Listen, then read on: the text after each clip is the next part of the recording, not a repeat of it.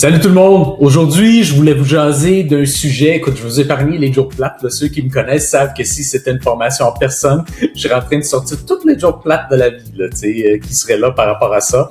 Mais parlons de faux sceptiques. Okay? C'est pas le sujet le plus sexy, mais c'est un sujet qui est tout de même important puis super important à considérer dans l'aspect immobilier d'avoir un chalet locatif. Vous devez vous poser des questions clés à l'intérieur de ça. Un, c'est de parler de la capacité, de parler de la conformité, de parler de l'entretien et, très important, la documentation pour un chalet locatif. C'est très important quand on parle de capacité, tout tourne autour du nombre de chambres que vous allez avoir. C'est la clé. Je vais pas aller maintenant dans des stratégies. Je sais qu'il y a des gens qui vont me dire « Oui, mais Gilbert, si tu mets pas de porte, tu mets pas de cadre de porte, tu mets pas de mur, tu me dis si, ça, ça. » Bon, regarde, on va y aller de façon vraiment clean, legit.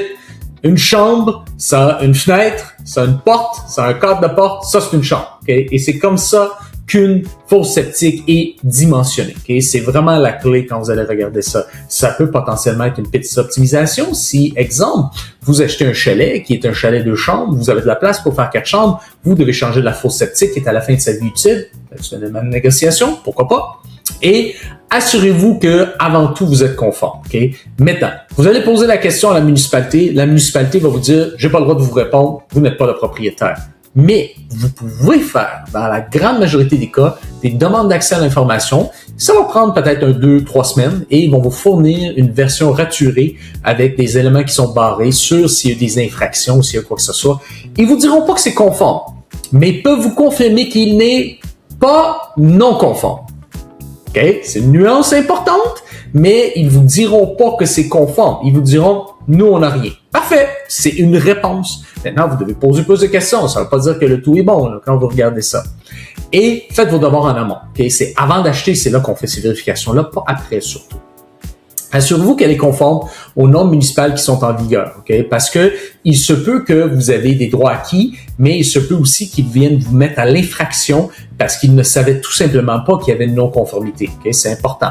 Et gardez en tête, la minute que vous avez une non-conformité au niveau de l'installation septique, c'est excessivement rare qu'ils vont vous dire d'arrêter l'exploitation. Mais ils vont vous dire, si tu ne m'arrives pas avec un contrat signé, une date des travaux à tel moment, etc., là, on va arrêter tes locations. Donc, faites attention, c'est pas quelque chose que vous pouvez étirer dans le temps comme ça. L'entretien. Donc là, l'entretien, c'est de poser la question très simple. Quand est-ce que la fosse a été vidangée la dernière fois? C'est super important. Par qui? Demandez les factures. Souvent, il y a des notes qui sont indiquées quand elle a été vidangée s'ils ont vu des anomalies. Et assurez-vous qu'il y a certains systèmes qui vont demander un entretien plus important, vont demander des inspections annuelles. Nous, on en a un exemple sur notre chalet à nous, qui a besoin d'être inspecté annuellement par la compagnie qui l'a installé. On a un contrat d'entretien, ça coûte 100-200$ par année, quelque chose comme ça. C'est pas coûteux et c'est important. Occupez-vous-en de cette façon. Vous vous ramassez pas avec une facture salée qui peut être 30, 40, 50 000$ plus tard. Assurez-vous que quand vous achetez, demandez tous les documents dans la promesse d'achat. Demandez tout. Et quand ils ont installé l'installation septique, si elle est récente, disons dans les 10 dernières années, allons-y comme ça, c'est sûr que il va y avoir un certificat de conformité qui a été émis par un technologue typiquement en environnement qui va venir et certifier que l'installation était, c'était une fosse en béton de tant de litres pour tant de chambres, champ d'épuration de tel type, de telle superficie. Est-ce que c'est un système fermé? Est-ce que c'est un système à gravité? Est-ce que c'est un système à traitement secondaire? C'est tous les termes que vous allez apprendre. Et assurez-vous, comme je vous dis, vérifiez avec la municipalité avec une demande d'accès à l'information si jamais il y a eu des infractions, surtout avant d'acheter. Voilà, j'espère que ça vous a été utile. À bientôt! Vous avez des questions ou souhaitez échanger avec d'autres propriétaires et des experts du domaine? Rejoignez notre communauté Chalet Expert. Le lien se trouve dans la description de cette vidéo.